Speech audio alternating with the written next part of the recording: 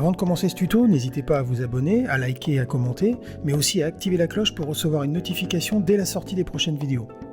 N'oubliez pas que la chaîne a besoin de vous, alors n'hésitez pas, si vous le pouvez, à nous soutenir en cliquant sur le lien donation dans la description de cette vidéo.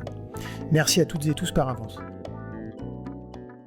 Bonjour à toutes et tous, encore un petit tuto, lequel fait suite à plusieurs questions tournant autour du drummer de Logic.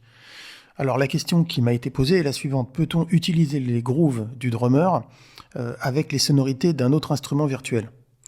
Alors, quand on ouvre une piste drummer, on s'aperçoit que les sonorités utilisées sont celles du Drum Kit Designer. Mais si vous n'êtes pas forcément fan de ces dernières, sachez que le choix n'est pas du tout figé et qu'il est parfaitement possible d'utiliser les sons d'un autre instrument virtuel tel que BFD, EasyDrummer ou autre. Alors, on va faire un petit exemple et je vais vous montrer que c'est tout à fait simple à réaliser. On va dans un premier temps créer une piste drummer dans notre projet.